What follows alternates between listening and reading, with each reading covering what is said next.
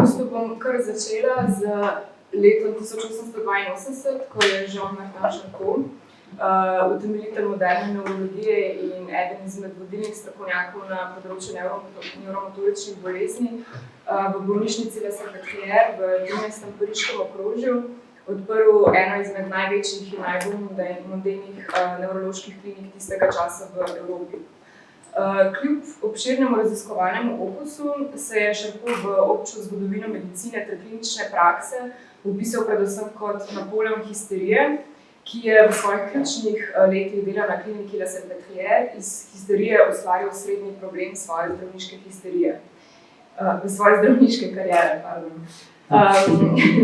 Histerija je tako prvič po stoletjih svoje bogate zgodovine in številnih terminoloških ter tudi anatomskih premestitvah končno dobila mesto znotraj reda klasifikacije, popisovanja in objektivnega dokumentiranja moderne znanosti.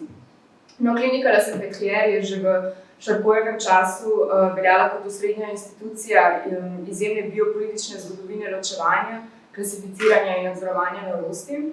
In skupaj z že izdelanimi administrativnimi postopki in pa preglednimi prostori pacientov, ki so bili tako razvrščeni, vidljivi in zaprti v zilskem mikrokozmosu moralne sodbe, nadzora, prevzgoje ter strukture pogleda, ki se lahko uveljavi seveda samo in zgolj z odsotnostjo jezika, mu je torej že sam prostor delovanja služil kot neko zelo plodno topološko in ideološko izhodišče v obdeljevanju zdravniške prakse, očesne politike, nadzora, regulacije in spektakla. Torej strategije azila, med njimi preglednost, vidljivost in odpiranje telesa pogledu ter pa nadzoru zdravniške avtoritete, je Charcot v prihodnjih desetletjih dopolnil, okrepil in radikaliziral. In osrednji sredstvi, po katerih je pri izgrajevanju svojih revolucionarnih premikov v dokumentaciji patologije, svoji pedagogiki ter pa medicinskem diskurzu največkrat posegal, pa sta bile ravno umetnost in tehnologija. Torej, za potrebe zdravljenja in klasificiranja histerije, epilepsije ter pa drugih bolezni je Charcot v kliniki vzpostavil učno dvorano ali amfiteater, torej nek gledališki prostor, v katerem je vsak torek na svojih famoznih javnih demonstracijah razkazoval ter uprizarjal koreografske simptome histerije s pomočjo pacientk, ki so tekom let pridobile malodane zvezdniški status. Poleg gledališča in pa teatralnosti spektakla pa je postalo najpomembnejše orodje za dokumentiranje, arhiviranje in pa tudi javno pretočnost znakov histerije, tudi fotografija. Ta je skupaj z epistemološkimi premiki znotraj znanosti dobila pomemben dokumentarni status možnosti tehnične reprodukcije in pa popolnoma objektiviziranega pogleda na realni dogodek, ki torej ravno s fotografskim zajetjem dobi status overjenega znanstvenega objekta. Torej, Salpêtrière kot neka novo vzpostavljena tovarna fotografskih podob je svojo obliko začela dobivati okoli leta 1875 s prvim poskusnim albumom fiziologa Paula Reniera. Leta 1888 pa je poleg več volumnov fotografskih knjig tudi sama bolnišnica dobila uraden fotografski studio s steklenimi stenami, svetlobnimi laboratorijami, s fotografskimi temnicami in pa seveda z vedno bolj izpopolnjeno fotografsko in scenografsko opremo. Torej, platformami, posteljami, zasloni, ozadji v črni ter sivi barvi, naslonjali za glavo in vešali, s katerimi so poskušali obvladati trzajoča telesa nevromotoričnih pacientov, številnimi kamerami in lečami, umetnimi svetili in kronofotografijo. Torej, poleg tega tehnološkega in scenografskega okolja je bil pa izpopolnjen tudi administracijski oddelek za arhiviranje fotografskih podob, vse od izdelanih poročil o posamezni fotografiji na njenem nastanku pa do prilagojenih arhivskih omaric. Torej, prostor azila se je postopno spreminjal v hibriden prostor klinike, gledališča, muzeja, umetniškega studija in laboratorija in že sam Charcot ga je na začetku svoje klinične poti poimenoval živi patološki muzej, katerega viri so znatni. Torej, terminologija in metode dokumentacije označujejo Charcotovo celostno razširjenje medicinskega prostora in pa epistemološkega polja. Torej, znanost, umetnost in filozofija se v njegovem opusu prečijo skozi uprizarjanje in izjavljanje patološkega telesa, ki pa je venomer temeljno umeščeno v polje performativnega oziroma teatrološkega. Čeprav je sicer Charcot zdravil tudi moške paciente in s tem rahljal prevladujoče paradigmatske okvire histerije kot bolezni žensk, pa sta se njegova klinična ter pedagoška praksa kljub temu izboljšali predvsem na telesih ženskih pacientk. Rezidentke klinike La Salpêtrière so tako skozi leta Charcotjevega dela postale osrednji ključ epistemološkega urejevanja in produkcije znanstvene ideologije, postale so modeli fotografskega in grafičnega popisovanja, spektakelski objekti javnih predavanj in učnih demonstracij in pa, kar je za nas danes predvsem zanimivo, postale so koreografske muze, katerih histerični trzljali, ukrivljanja in geste so promicale skozi razpoke modernega plesa in likovne umetnosti, s tem pa so postale tudi nosilke idej in kriz modernega subjekta ter seksualnosti na prehodu v 20. stoletje. No in ravno tovrstna telesa in njihova produkcija bodo pač danes naše osrednje zanimanje. Zanimalo pa v bistvu v analiziranju Charcotjevega delovanja na področju histerije in pa tudi umetniške recepcije njegovih kliničnih metod bomo poskušali zasledovati predvsem formiranje tipov telesnosti na kritični kulturno-zgodovinski točki izteka 19. stoletja in transformacije v držo modernosti. Torej, zanimali nas bodo odnosi med zgodovino in telesom, v katerega se dogodki vpisujejo, ga gnetejo, razpuščajo in si ga prelaščajo. Ob tem pa bomo poskušali tudi opredeliti topologijo političnega življenja obravnavanih teles ter njihovega vmešanja v biopolitično areno oblasti, nadzora in vidljivosti. Telo Charcotjeve histeričarke namreč v polju političnega zaseda mesto rodnosti, ki pa ga zaznamuje določena dvojnost. To mesto mu pripada ne le zaradi njegove ospolinosti znotraj domene patriarkalnega diskurza ter zaznamovanosti z boleznijo, ki ga preko normativnih kriterijev zahodne znanstvene prakse potiska na obrobje politične skupnosti, marveč mu pozicijo liminalnosti podeljuje tudi nedoločljivost medija ter formata njegove pojavnosti, njegovega dokumentiranja, arhiviranja, zgodovinjenja. Torej, epistemološko sivo polje se na ta način nekako sovpade s politično rodnostjo. Obravnavana telesa kot nosilci idej se namreč venomer gibljajo v neprestanju vmesnosti med retoriko in gledališčem, med plesom, kiparstvom in slikarstvom, izjavljanjem ter uprizarjanjem. Niso ne prvo, ne drugo, marveč nekaj tretjega, njihovo gibanje pa se ne nahaja onkraj začrtanih okvirov vednosti, tehnike in jezika, temveč v njihovem samem središču, kjer dolbijo in izgrajujejo svojo vmesnost, tujost.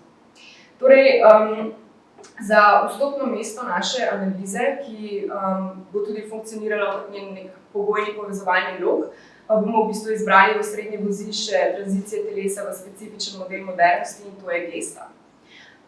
Izhodiščno opredelitev našega razumevanja geste kot hkrati političnega mehanizma in estetskega znaka bomo izvedli z branjem 3 kanonskih del oziroma z branjem gest, ki v vrsticah teh besedil razkrivajo možne koordinate razmišljanja o razmerju med fizičnim telesom in telesno politiko. In branje se bomo lotili z mislijo na Hewitov koncept družbene koreografije, preko katerega bomo izgrajevali razmerje med estetskim in političnim kot konstitutivnim elementom režima telesnosti, subjekta in umetnosti. Oziroma, če citiram Hewita, izraz družbena koreografija uporabljam za označevanje tradicije razmišljanja o družbenem redu, ki svoj ideal izpeljuje iz estetskega, ta red pa poskuša vcepiti naravnost na raven telesa.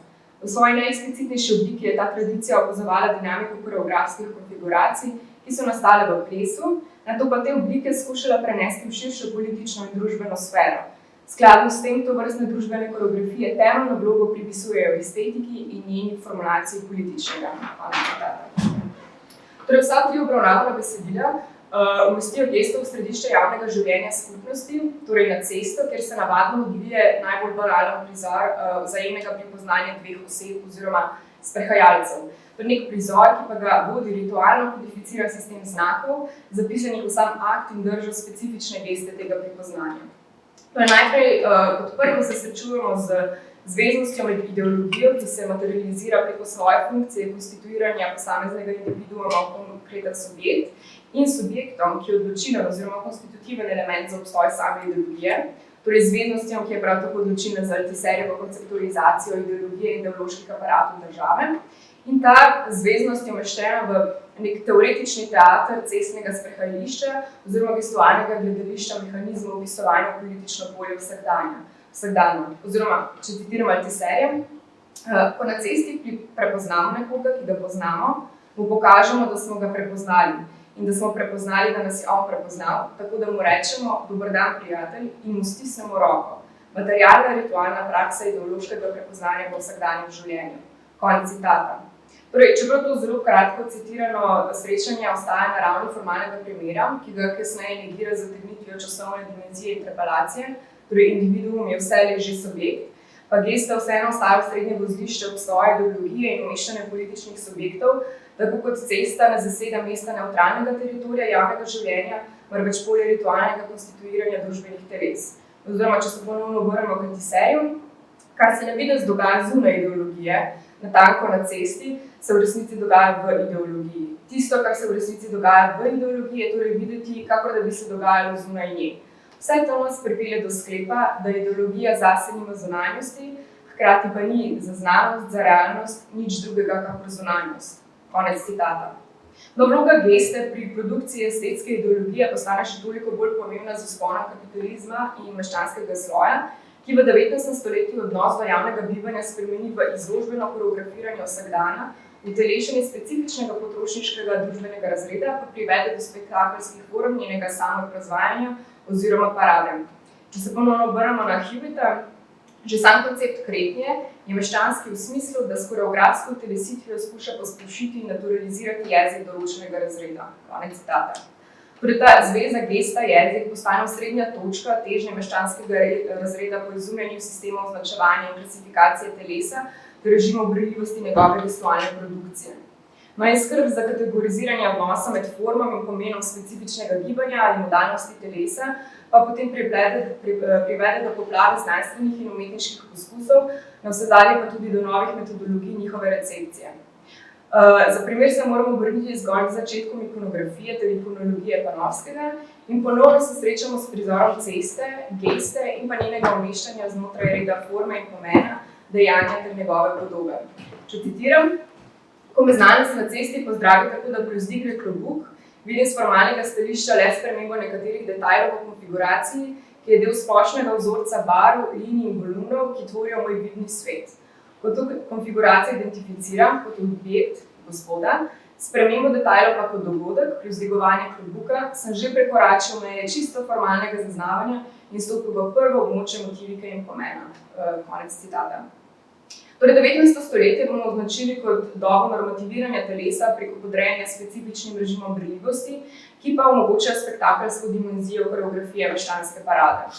Hkrati pa se s tovrstnimi poskusi sistematiziranja seveda odpirajo novi problemi telesnosti, predvsem njeno umeščanje na prelom med kinetičnostjo geste in statičnostjo njenega upodabljanja ter v funkcijo mimetičnosti znotraj okvirov klasifikacijskih gestualnih sistemov. Torej funkcijo, ki je, kot bomo razvijali v nadaljevanju, tudi eden izmed poglavitnih mehanizmov telesa histeričarke. Torej, meščansko telo, če povzamem, opredeljujemo kot kategorizirano, popisano in berljivo v točkah njegovega gestualnega izvajanja.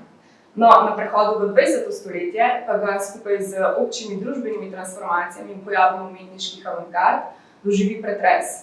In če citiram tretje naše besedilo, to je Bretonov tekst, da še ni obstajal in Jacques Vacher v svojem življenju ni nikoli izvedel zanj. Zato je prvi vztrajno poudarjal pomen gest. Po ulicah Nanta se je včasih sprehajal v uniformi huzarskega premočnika, letalca, zdravnika.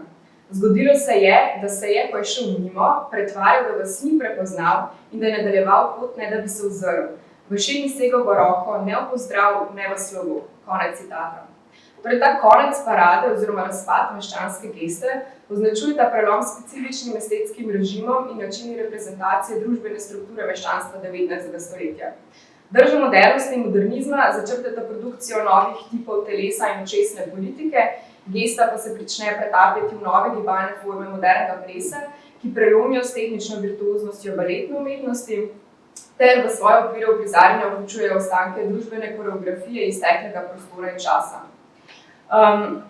Transformacija geste in njenega odnosa do plesa tako seveda odpira nova izhodišča estetskega in političnega diskurza, ki se pripisuje na površino modernega telesa in v nadaljevanju bomo poskušali to zasledovati na specifičnem primeru Charpoijevega amfiteatra in histeričark. Torej, leta 1880 je v bolnišnici La Salpêtrière začela obratovati posebej zgrajena dvorana, v kateri je Charcot skozi naslednja leta izvajal tedenske javne demonstracije pacientov in njihovih posebej za občinstvo s hipnozo in drugimi postopki izvajanja bolezenskih simptomov. Vsak aspekt učne lekcije je deloval v smeri konstantno ponavljajočega se uprizarjanja patologije, pod taktirko objektivne znanstvene avtoritete, ki za privilegiran krog gledalcev bolezenskih stanj ne inscenira, marveč zgolj omogoča vpogled v simptome, ki se pred njimi odvijajo sami na sebi. Torej, Charcot je za krepitev objektivno znanstvene, antiteatralne retorike s težiščem v razvijanju očesne politike, kateri je podrejeno tudi samo občinstvo spektakla, ki ob deljenju popolnoma enake izkušnje ne more biti zavedeno z gledališkim potvarjanjem ali izumljanjem konkretnega kliničnega primera, paradoksalno uporabljajo ravno gledališka orodja in metode.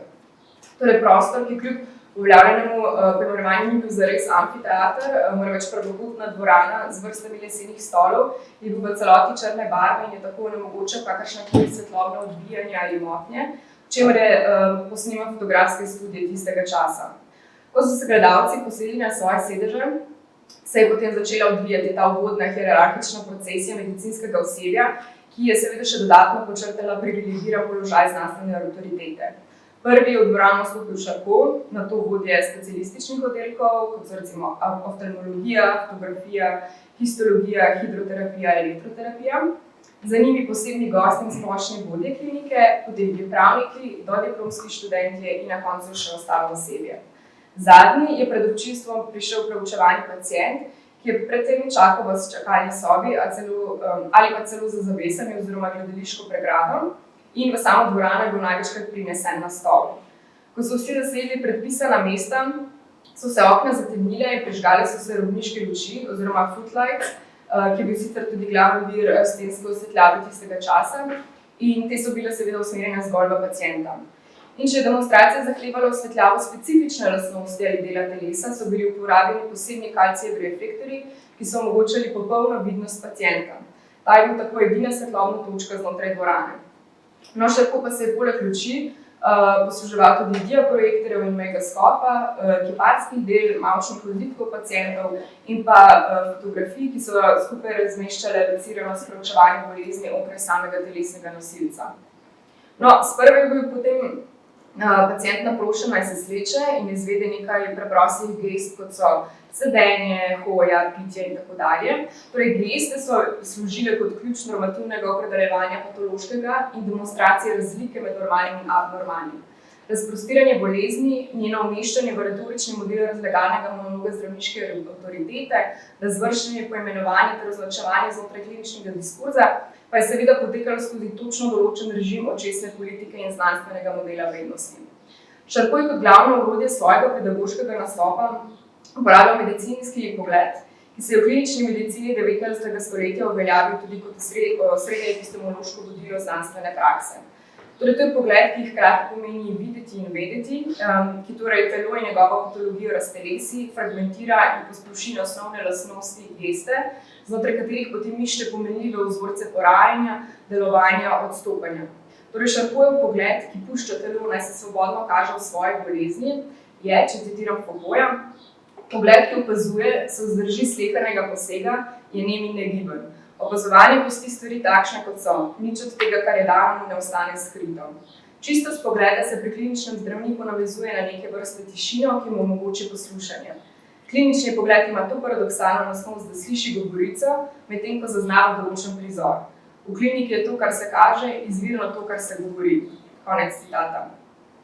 Torej, opiranje na navidezno racionalistični diskurs pogleda, ki poskuša prodreti do samega temelja preučevanja bolezni, telo pacienta pa asocirati, razdeliti na osnovne modele in stopnje, je bil še toliko bolj pomembno pri histeriji, ki se je vedno znova izmikala zakoličenim označevalcem ter somatskim kriterijem anatomske patologije. Histerično telo je Charcot umestil v polje mimetične patologije ali bolezni reprezentacije, saj so lahko pacientke oponašale bodisi spomine oziroma prizore iz lastnega življenja, kot tudi posamezne osebe ali pa simptome bolezni pacientov, ki so bili prisotni v istem prostoru kot one. Torej, meje med dejansko boleznijo in njenim uprizarjanjem so se popolnoma zabrisale, kot so bile nejasne tudi razmejitve posameznih bolezni. od histerije, epilepsije, horeje oziroma plesa svetega vida in drugih bolezni so se v opisih in simptomih velikokrat prekrivale. Torej, kljub tej izmuzljivosti histeričnega telesa, ga je Charcot poskušal deskriptivno klasificirati s pomočjo fizioloških znakov. Uporaba fotografije, mavčnih modelov in grafike je tako služila kot nozološko orodje generaliziranja specifičnih kliničnih primerov, njihove zamejitve, primerjalne analize in pa transformacije dogajanja v indikativen znak. Torej, s posploševanjem kliničnega primera v referenčnem tablo ali kodificirano mrežo telesnih znakov je Charcot nadaljeval metodološke prakse znanosti 19. stoletja, hkrati pa je uresničeval tudi dispozitiv oblasti in vednosti, umeščenega paralelno s takratnim policijskim delovanjem, ter uporabo fotografije za namen klasifikacije kriminalnih tipov, identifikacije prebivalstva in kategoriziranja odkronskih identitet. Torej, fotografske zbirke in javne demonstracije kot dokazilo o avtentičnosti histeričnega obolenja in sistematizaciji tega neulovljivega telesa so lahko funkcionirale zgolj preko vzpostavljanja performativnih strategij pacientk, zdravnika in pa samih modelov dokumentacije. Ta teatralna stimulacija je bila tako na primer opisana že v same tehnične specifikacije takratnega fotografskega medija, ki so zahtevale scensko podporo, ličila, kasnejše grafične popravke ter dopolnitve, zaradi dolgega ekspozicijskega časa pa predvsem dolgotrajno statično pozo posamičnega giba napada, ki naj bi bil sicer hiter in sunkovit. Torej, to izmuzljivo telo histeričarke je prevedeno v sistem kodov in gest, dokumentiranih, ovekovečenih in javno prikazanih, so pacientke lahko v neprestanem ponavljanju simulirale s pomočjo hipnoze, svetlobnih in zvočnih ter drugih eksperimentov, ki so bili ena izmed osrednjih zdravstvenih tehnik klinične šole Salpêtrière. Torej, to vnovično uprizarjanje družbenih kodov v javnem prostoru absolutne vidljivosti, ki ureja družbena telesa kot sistem znakov, upisanih v razredno koreografijo, polje anatomskega gledališča in medicinskega pogleda upogiba v širše polje politike vsakdanjega življenja, njegovega nadzorovanja, umeščanja in razvrščanja. To je analiziral že Foucault. V tej izkušnji lahko medicinski prostor sovpade z družbenim prostorom ali bolje ga preči in popolnoma prežame. Zamislili so si vse splošno navzočnost zdravnikov, katerih prepleteni pogledi naj bi sestavljali gibljivo in razvejano mrežo, ki bi nenehno nadzorovala vsako točko v prostoru ter vsak trenutek v času. Konec citata. Torej, skupaj s spremembami sistemov medicinske vednosti ter pa praksami uprizarjanja patologije se v Parizu 19. stoletja skupaj z osmanizacijo mesta ter pa tudi temeljnimi posegi v topologijo javnega življenja spremenilo tudi splošno konceptualiziranje družbenega telesa, ki ga bomo v tem že omenjenem kontekstu optične politike in gestualne produkcije imenovali spektakelsko telo. Torej, telo Charcotovih histeričarke in telo sprehajalca oziroma flanerja, ki na odprtem polju oblastnega pogleda izvajata predpisane vzorce gibalnih kodov, znakov, simulacij in ponavljanj, ne glede na popolnoma različen kontekst, mesto in funkcijo uprizarjanja, v svojem temelju sledita enaki telesni politiki in režimom berljivosti. Torej, že prej omenjena osmanizacija Pariza je bil pomemben, monumentalen, urbanističen in arhitekturni podvig preobrazbe Pariza v moderno kapitalistično mesto, ki je to uresničevalo z izgradnjo velikih bulvarjev, trgov, odprtih ulic, sprehajalnih poti in promenad in tako v kratkem času preobrazilo javno življenje ter uveljavilo moderno potrošniško izkušnjo veleblagovnic in izložb. Torej, konstrukcija je postala odprt oder vidljivega pretoka blaga in storitev, hkrati pa je zapeljalo nočno osvetljave, panoram, velikih razstav, aparat drugih režimov preživljanja prostega časa, življenje v javnem prostoru dobilo nove spektakelske dimenzije. Torej, modernost je skozi preobraženo topologijo prestolnice prevzela obliko, umeščeno v polje vidljivega in videnega, široko odprta sprehajalna pot z omogočenim širokim razgledom pa je postala nov model družbenega odra, na katerem se uprizarjajo telesa znakov in jezikovnih operacij. Torej, če sledimo T.J. Clarku, se pojem spektakla navezuje predvsem na to, kako, če citiram, je bilo mesto in socialno življenje nasploh v 19. stoletju predstavljeno kot enotnost, kot nekaj ločenega, ustvarjenega zato, da se ga gleda. Podoba pantomima panorama. Ko ima mesto takšno javno življenje, redno organizirano okrog razvedrila, naredi na opazovalca največji vtis čiste gostote signalov, prenesenih in razumljenih in visoko kodirana narava njihovega posredovanja. Konec citata. Torej, ta prostor pariškega urbanizma in modernega življenja postane rojstni kraj flanerja, torej tega telesnega modela abstraktnega, pasivnega sprehajalca, čigar samo reprezentacija v javnem prostoru skupaj z držo telesa in načinom vzpostavljanja stika z drugimi postane popolnoma premišljena, kodificirana in samorepresivna. Seveda pa mreža znakov, ki poskuša kodificirati in naturalizirati določen razred, ob neprestanem ponavljanju in simuliranju zadane ob podoben problem, s katerim se je pod plazom znanstvene in druge kritike soočal tudi Saša Rkov. Torej, mimetičnost in izumetničenost same reprezentacije ter produkcije interpelacijskih gest, brez osnovnega referenta, spodkopava njeno utemeljenost ter telo histeričarke kot tudi telo sprehajalca zvede na goli kot teatralnosti oziroma performativnosti. Če citiram Hewita, želim pokazati, da je imela meščanska kultura vselej težave z nemožnostjo svoje telesitve. S prizadevanjem, da bi se kodificirala serijo primernih ter sprejemljivih gest in manir, je meščanska kultura vselej tvegala, da se bo zvedla na goli kot, s čimer bi spodrezala naravno legitimnost, ki jo je iskala prav v telesnem jeziku kretnje. Ob pomoči najpreprostejšega primera sledi meščanski koreografiji vse do učenja vedenja in hoje, do promenade, ki očitno razkazuje človeško telo iz človeškega stanja, ustvarja estetsko gesto, obliko reprezentacije. Konec citata. Torej, ravno ta eksces videza, prenarejanja in podrejanja koreografski tipologiji je v paradnem prostoru modernega mesta razvil specifične modele popularne in zabaviščne kulture, ki je v sebi povezala konvulzivno histeričarkino telo ter spektakelsko telo performerja, tako na odru kot tudi v občinstvu. Tukaj se nanašamo predvsem na fenomen kabareja in kafe koncerja kot privilegirane točke srečanja in zrcaljenja histeričarke ter flanerja, ki samo reprezentacijo ponese iz prehajalne poti v prostoru prizarjanja in oblikuje načine preživljanja prostega časa prek konsumpcije popularnih vsebin. Kot je recimo zapisal že Delvaux, potrebujemo publiciteto, dnevno svetlobo, ulico, kabaret, kavarno, restauracijo, radi poziramo, iz sebe delamo spektakel, imamo publiko, galerijo, priče našemu življenju. Konec citata. Hkrati je bil kafe koncert tudi še eden izmed topusov formiranja novih razredov oziroma bolje rečeno premeščanja razredne delitve recepcije popularne kulture v tovrstnih prostorih, ki so bili navadno lokali za alkoholno pijačo, majhnim modrim in razvedrilnim programom, ki je največkrat vključeval zgolj eno nastopajočo osebo, so se združevali vsi socialni razredi in tipi pariške družbe, ter uživali pevske, plesne ter druge oblike uprizoritvene zabave, prepredene s trivialnostjo in vulgarizmi. Torej, v okvirnem obdobju med leti 1870 in 1900, torej ravno v času Charcojevih javnih demonstracij, pa se je spekter vsebin, motivov in gest zabavnega programa v tovrstnih prostorih razširil z nepregledno množico histerično-epileptične koreografije zvijanj, tikov, besednih ponavljanj in nesmislov. Torej, uveljavili so se novi uprizoritveni žanri, med njimi tudi teatra medikal oziroma medicinsko gledališče, ki ga je ustvaril dramatik André Deleuze, pogosto v sodelovanju s psihiatrom Alfredom Binejem.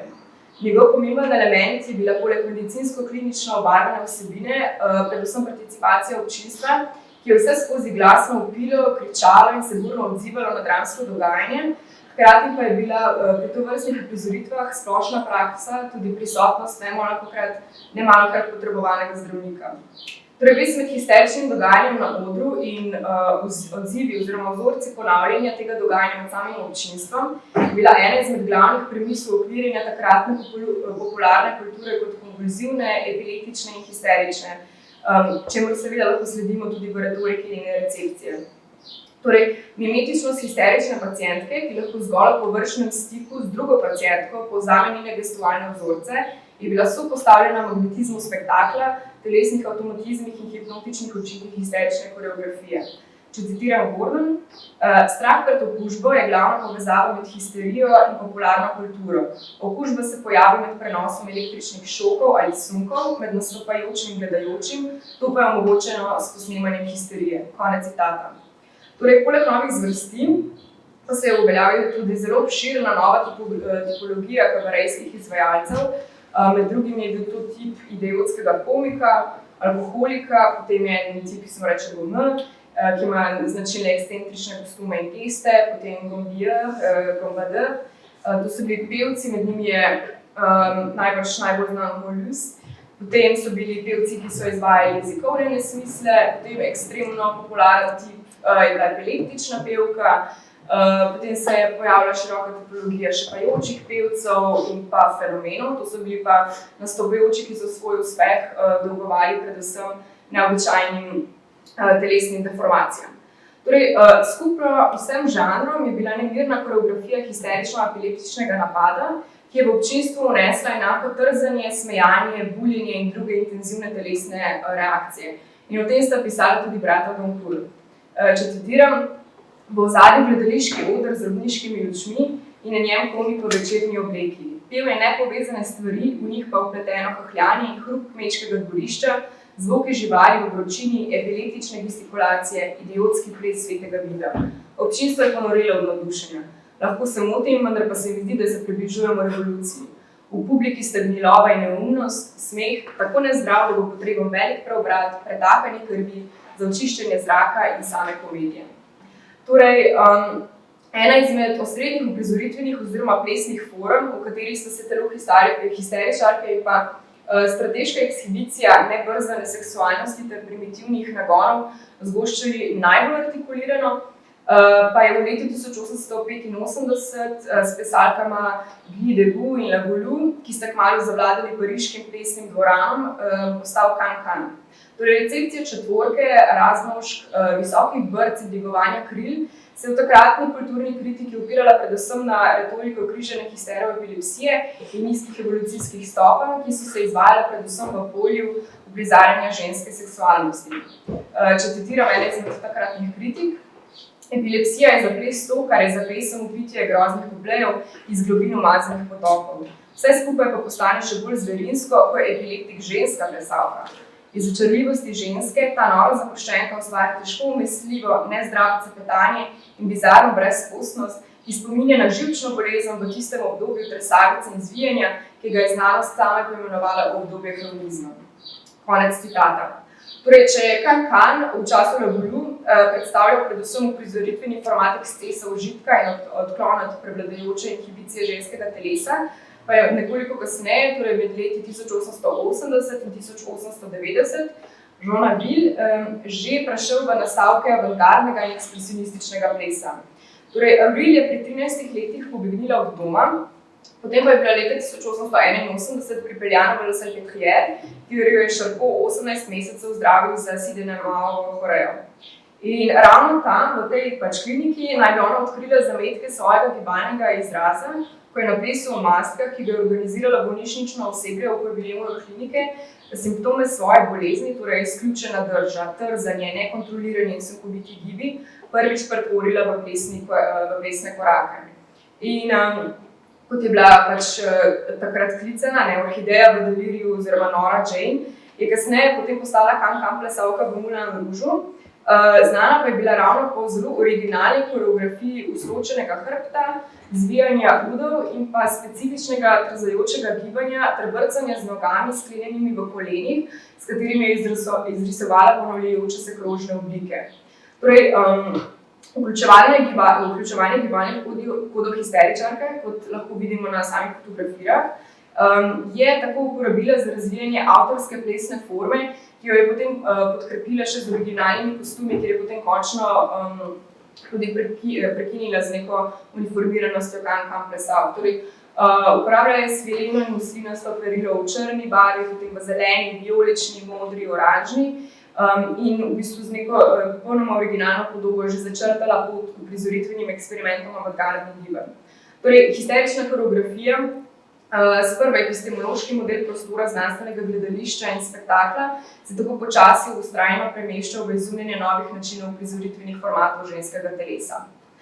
Torej, na tej točki se mogoče že bolj jasno izrisujejo določene premise, s katerimi želimo uokviriti genealogijo histeričnega telesa in potem njegove transformacije v performativni model novih umetniških praks, ki so začrtale moderno koncipiranje telesnih režimov ter njihove kritične recepcije. Če smo do sedaj želeli orisati, kako sta bila telo Charcotove histeričarke in telo mestnega sprehajalca podvržena enaki hegemoniji specifičnega razreda in njegovih poskusov utelešanja, pa bomo potem v nadaljevanju poskusili začrtati pojem modernosti, ki že indicira mrežo kulturnih fascinacij telesnosti 20. stoletja. Torej, gesta kot osrednji model formulacije estetskega režima vsakdanja in orodje poskusa totalizacije družbenega ter patološkega telesa je skozi različne prakse prisvajanja epistemoloških modelov razsvetljenske hermenevtike ostalo zgolj to poskus. Torej, skozi sistematizacijo gestualnih znakov so venomer pronicali spotiki, napake, premeščanja in nevarnost odtojenosti gibalnega koda na podoben način, kot jih histeričarkino trzajoče telo v prehajanju med naravo in kulturo, intelegibilnim ter materialnim, simuliranim in realnim, vedno znova uhajali v poskusu diagnosticiranja skozi prizmo znanstvenega materializma takratne medicinske vednosti. Torej, v tej zarezi med poskusom naturalizacije telesnega jezika in njegovim teatralnim, artificialnim uprizarjanjem, zavestnim gibalnim vedenjem in nenadzorovanimi telesnimi avtomatizmi, torej ravno v tovrstnih odklonih in razpokah vznika neko realno, telo že openja v boje modernosti kot svoje vrstne himere neprestanega prevzemanja in prehajanja med mesti ter funkcijami delovanja. Torej, zareza v telesu razsvetljenskega projekta enciklopedične sistematizacije reda vednosti in režima obreljivosti že označuje opustitev jezikovnih modelov telesa ter kulture znaka in anticipira vzpostavitev koreografije kot telesne uprizoritve in ideologije kot performativa. Torej, te razpoke modernosti v telesu histeričarka in flanerja vzpostavljamo kot izhodišče avtonomizacije telesa in njegovih strategij subvertiranja ideoloških koordinat, izgrajevanja specifične družbene subjektivitete, kot se izvajajo znotraj novih uprizoritvenih praks. Z njimi sicer seveda označujemo predvsem performance, ampak bomo v bistvu tukaj poskušali vključiti tudi določene premise političnih modelov modernega plesa, ki je ključno vplival na obravnavano preobrazbo telesa. Torej, ob tem seveda ne smemo pozabiti na že nakazane transformacije relacij med izvajalcem in občinstvom, ki združujejo telesa, histeričarke, performerje in gledalcev, hkrati pa so tudi eden izmed temeljnih premikov znotraj strukture odnosov in razmerij moči modernega uprizarjanja. Torej, naš v bistvu prehod v 20. stoletje, naš prehod v držo modernosti bomo v bistvu izvedli z Foucaultovim branjem Kanta in Baudelairea, kjer v bistvu držo modernosti zasledujemo kot nek specifičen etos, torej obliko in način razmerja do sedanjosti in samega sebe, ki pa se lahko producira zgolj in samo v umetnosti. Torej, če citiram Foucaulta, moderen človek za Baudelairea ni tisti, ki hoče odkriti samega sebe, svojo skrivnost in svojo skrito resnico, temveč nekdo, ki poskuša iznajti samega sebe. Ta modernost ne osvobaja človeka v njegovi lastni pravi biti, temveč ga obveže k izgradnji samega sebe. Torej, omenjena problematika, omenjen v bistvu nekako površen oris, naj potem zdaj služi v bistvu za zelo hiter pregled načinov, kako se v bistvu zastavljen model telesnosti prevaja v neke nove avantgardne oziroma neke nove formate uprizarjanja. In tukaj bomo najprej v bistvu šli na nadrealizem, kjer je v bistvu neka privilegirano mesto formuliranja fascinacij političnih in estetskih paradigem nadrealističnih umetnikov zasedalo žensko telo, ki je bilo pretočno komodificirano, seksualizirano. Torej, histerija je v času nadrealizma doživela ponovno odkritje in postala bolj ali manj neizprosno duševno stanje, ki ga določuje subverzija odnosov med subjektom in moralnim svetom. Bila pa je razumljena kot izstop iz utečenih, rigidnih kodov moderne družbe. Oziroma, če citiram tale manifesta, histerija ni patološki fenomen, marveč lahko v vseh pogledih razumemo kot najvišje sredstvo izražanja. Torej, histerija v nadrealizmu, v avantgardnih gibanjih ne funkcionira več kot mehanizem represije in pa klasifikacijskih določil razreda ter spola, marveč telo njenega uprizarjanja postane orožje upora in zarazovanja v postanele ideološke imperative meščanske družbe. No in svoj vrhunec in pa tudi dobesedno utelesitev je pa histerija doživela leta 1938 na mednarodni nadrealistični razstavi, ki je pravzaprav tudi edini primer performansa oziroma nekega proto-performansa v nadrealizmu, hkrati pa je v bistvu primer ene izmed takrat zelo razvpitih performank, ki pa je danes v bistvu popolnoma izbrisana iz zgodovine performansa. Torej, 2 uri po otvoritvi te mednarodne nadrealistične razstave je Ellen Vanel pričela svojo uprizoritvijo Like No Key in gledalce je šokirala že na samem začetku, ko se je Zanata gola pojavila izpod rjuhe, ena izmed 4 postavljenih postelj v glavni dvorani, na katera je bila preklenjena s težkimi verigami. Sprva je svoje telo počasi vzdigovala, nato pa se je začela vedno bolj intenzivno ter agresivno bojevati z rjuhami in verigami, ki so jo oklenjale. Intenziteta boja je naraščala do tolikšne mere, da je iz blazin začelo leteti perje, končne osvoboditvi iz postelje pa je sledilo nenadno izginotje v zaodrje. Nedolgo zatem se je vrnila v razstavni prostor, tokrat prekrita s povoji, v rokah pa je držala živega petelina. Njeno divje gibanje in zvijanje telesa je postalo vedno bolj obupano ter delirično. Ponovno je izginila v zaodrje ter se nekaj trenutkov kasneje prikazala, oblečena v dolgo belo obleko. Divji ples transa, cikcakastih konturzij in drugih gibalnih mehanizmov histeričarke v ekstazi so jo od peči v sredini prostora vodile nazaj do ene izmed postelj, na katero je skočila in uprizorila znameniti krožni lok, kot vidimo tudi na fotografiji, pri katerem se torej turba upogne nazaj in formira krožno linijo telesa. Če citiram enega izmed obiskovalcev razstave, letela je kot tornado v neverjetnem gibanju, ki je vseh prisotnih sprožilo dementni delirij. Tudi sama je začela kričati histeričnimi modrami, medtem ko se je premetavala in zvijala na postelji. Torej, kar je predvsem pomembno pri analiziranju tega performansa, je sopostavitev tega telesa histeričarke, torej polje simulirane histerije, živo, naravno, ekscesno biološko telo, je ravno v bistvu prostor, v katerem se je to telo proizvajalo. In to je bil prostor umetnega, avtomatskega, prostor, ki so ga obkrožale v bistvu kopice ženskih mehanskih lutk, ki jih pač je ustvarila v bistvu velika skupina nadrealističnih umetnikov. Torej, v bistvu ravno to kombiniranje biološkega, ekscesivnega telesa performanke in te množice ženskih lutk že nekako označuje polje moderne produkcije blaga in umetnosti in anticipira sodobne strategije vidljivosti telesa in telesnega, kot je recimo zasledovala že Bojana Kunst. Če citiram, ne gre za to, da telo vdre v začetke modernosti svojo obsceno naravo, škandalozno fluidnostjo in spolno ekscesnostjo, pač pa se razgrne kot topos modernih povezav med tehnologijo in telesnim, umetnim in naravnim, produkcijo in spolnim, blagom, komoditeto in željami. To ni več zgodovina racionalnega gospodovanja, zdaj se zdi, kot da je to vrstno obvladovanje spod ljudi in njeno paranoično zrcalo se naseli prav v ženskem telesu. Konec citata.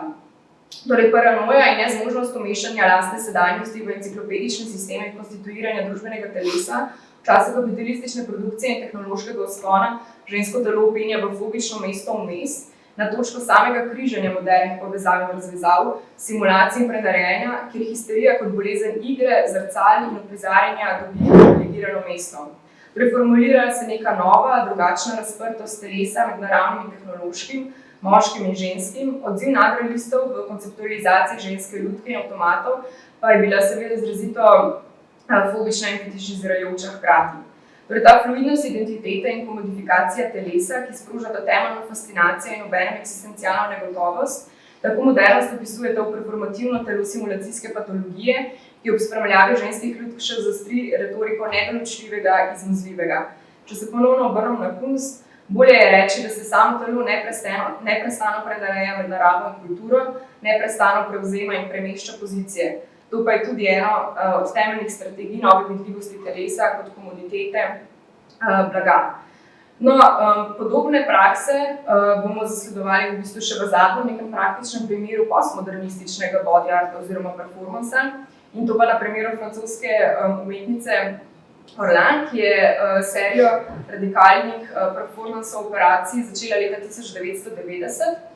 In v bistvu v njih je znotraj do skrajnosti stilizirane operacijske sobe postala predmet številnih lepotnih operacij, ki so svoj vzor modifikacije iskale v kanonskih podobah ženske lepote zahodne likovne umetnosti.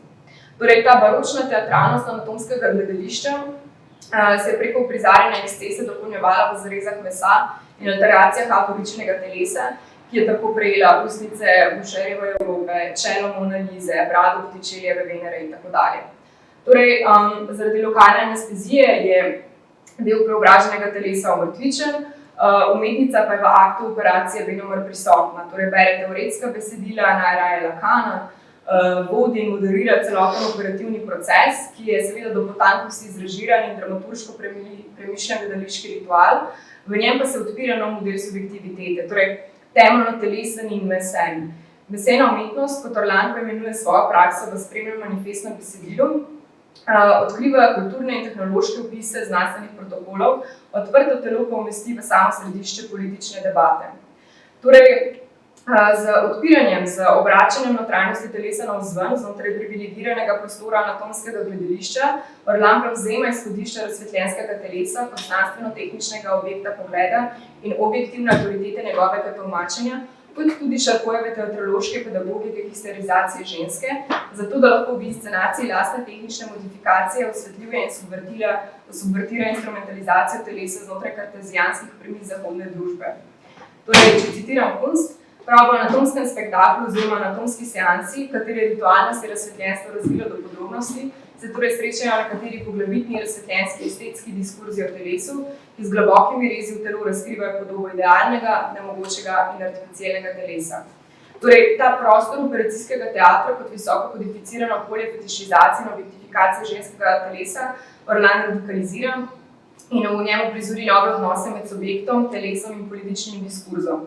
Odnose, ki v mesenem, biološkem, fluidnem odkrivajo temeljno ideološke ter kulturne koordinate in hkrati iz mnoštva tehnoloških postopkov, estetskih in političnih strategij in vidljivosti telesa, kažejo telo v njegovi osamitvi in bolečini. Torej, takšen način samoreprezentacije se utemeljuje v relacijah med performerjem in gledalcem, kot smo jih našli že v primeru kabarejskih uprizoritev histerije, vanel in teatralizaciji histerične ekstaze.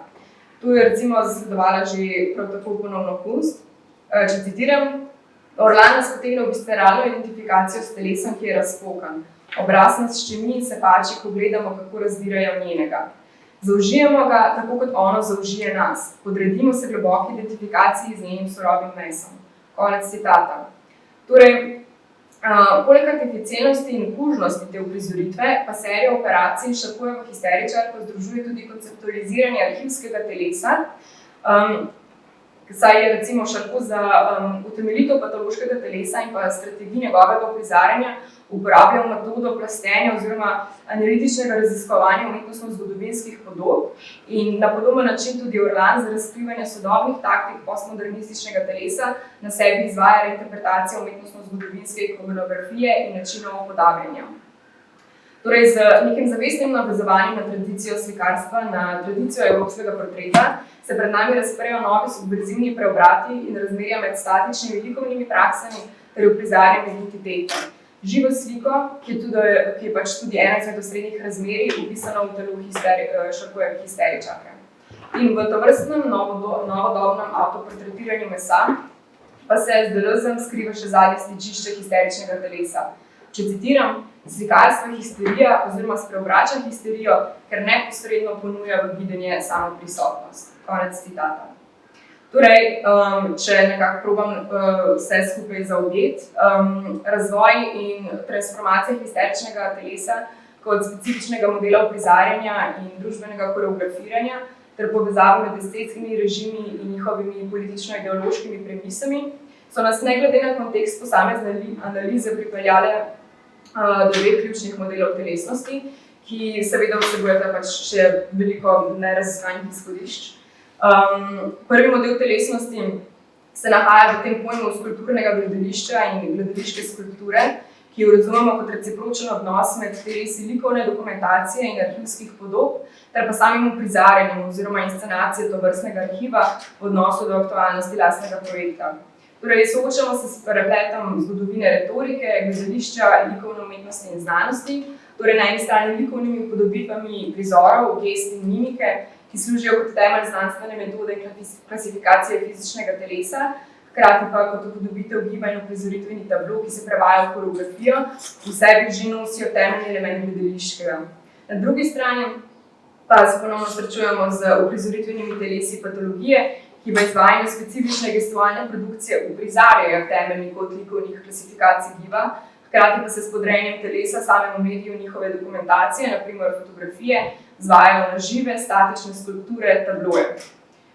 Drugi model telesnosti pa se nanaša na uprizoritvene strategije, konceptov in idej, ter širši odnos med uprizarjanjem in življenjem, ki se razteza onkraj prostorov uprizoritvenih umetnosti ter gledališča. Neprestano smo se torej srečevali s prekrivanjem med specifičnimi sistemi vednosti, med njihovimi metodami, nalogami in cilji, ter pa modeli in praksa uprizarjanja ter gledališča skozi in s katero lahko ta red vednosti šele zares vznikne. Torej, čeprav smo obravnavali predvsem pojav patološkega telesa kot osrednjega nosilca temeljnih premikov znotraj zgodovine performansa, pa nas je seveda ob tem zanimal tudi status performativnega v okviru znanosti 19. stoletja, ter pa predvsem formacije družbenih razredov in javnega prostora.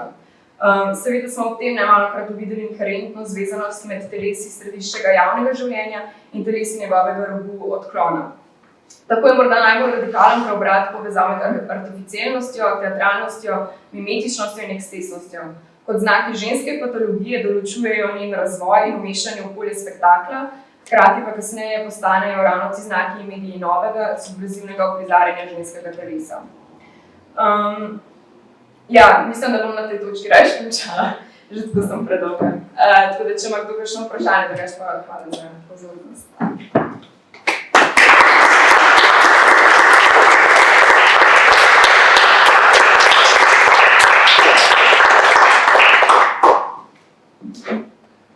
Torej, malo bi točno vprašanje.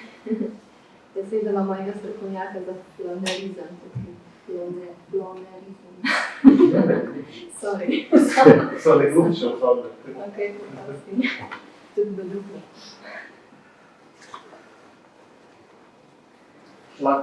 Jaz nekaj čisto tako,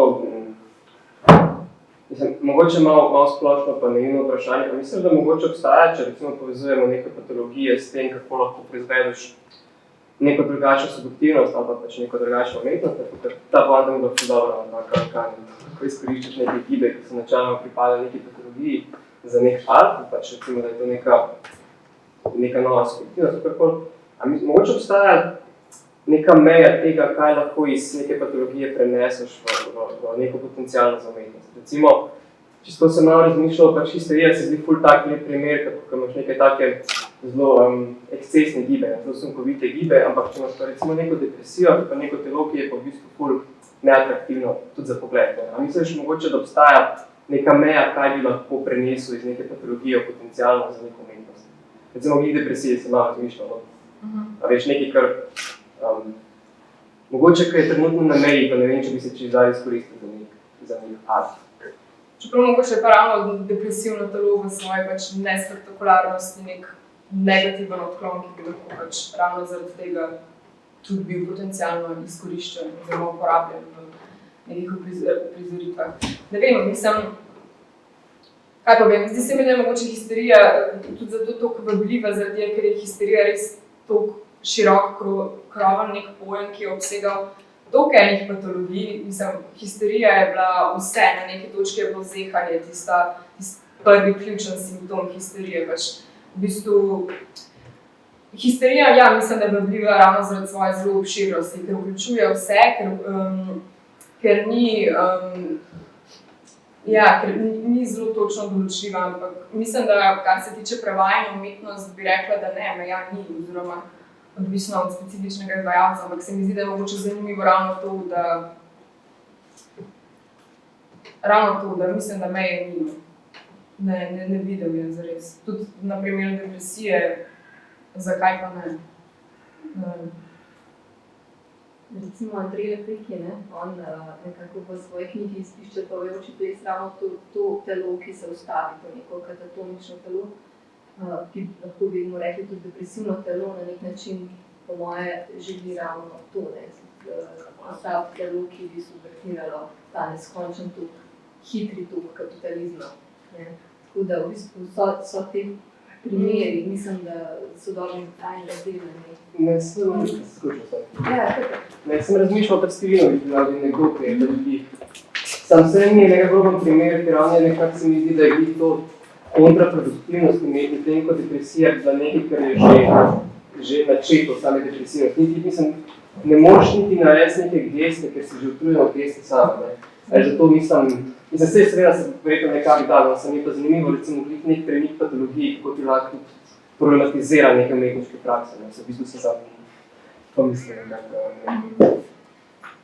Mogoče samo še en komentar. Meni je ful zanimivo, no, to, kar si nekako vodila nas skozi to 19. stoletje, kjer je pač glavni način uprizarjanja, glavni način socialne fotografije ta neka promenada, pač sprehajalci kot novi meščanski sloj, ki so na nek način vedno na nekem displeju in nekako morajo svoje geste dosti nadzorovati in so res eno tako telo, ki je zelo uniformirano na nek način, ne, in potem ta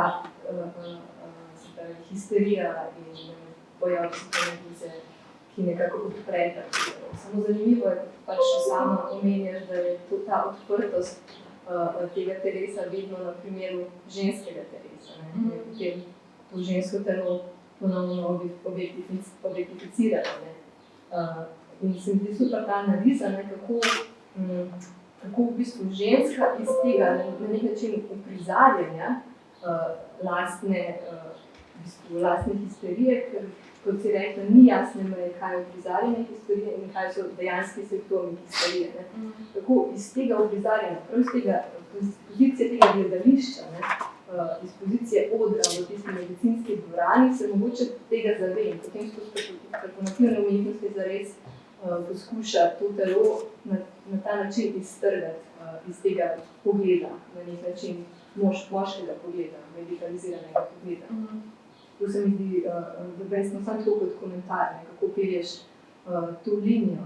Ampak mogoče samo še ena stvar, ker je ena asociacija, ki sem imela v predavanju. Ne vem, spomnila sem se na ta znan tekst, Badioujev tekst, v bistvu ples kot metafora misli, in nekako je še v tem tekstu na nek način žensko telo totalno histerizirano. Čeprav deluje kot tisti objekt, kjer je pa misel dejansko utelešena. Ampak je še vsem to žensko telo, to je pač telo, mislim, da je Louis Philippe, se mi pa zdi, da je še vedno totalno to, ne? Se pravi, še vedno prenašal neko drugost, ženskost, vse tisto, vse to, ta prezenca in tam vse tam, točno tisto neotipljivo, ne? In na nek način še vedno, ja, nekaj, kar si filozof želi, ne, v bistvu, kar ti želi zakopati, do česar želi priti, in je to spet ženska, ne, kar je na nek način simptomatično, in to je še globoko v 20. stoletju. Ja, ne, se strinjam, pa tudi, mislim, začetki modernega plesa, tudi predvsem v teoretskih tekstih, ravno na temu prelomu se vedno najprej, mislim, se na začetku ukvarja s ženskim telesom, pa mislim, da šele nekoliko kasneje vidijo na problem moškega performerja, moškega plesalca, moškega telesa, oziroma mislim, da se večinoma, kot si rekla, večina teh nekih osrednjih fascinacij telesa se sprva formirajo specifično na ženskem telesu, potem pa v bistvu še nekako začnejo prenašati na moškega. No. Sicer seveda so izjeme, oziroma seveda so primeri tudi obratnega, no, ampak ja, kar se tiče pa histerije, je pa se, kot sem rekla, Nešarko je imel tudi moške paciente, pa se smo recimo na primeru tega pevca, pa mislim, se so tudi moški performerji prevzemali, ne, te histerične geste, ampak potem, ko pridemo pa na branje neke kulturne kritike ali pa neke recepcije telesa, pa vedno ponovno pridemo do ženske, ne, recimo kot, ne vem, na primeru Cancana, ki je še to hujš, ker je ženska, tiste tako pleše, ne, tako da, ja, se mi zdi, da se potem na koncu vedno nekako zvaja na žensko kot tako. Cancan, ki je pa ponovno revitaliziral na nedavni državni proslavi bil.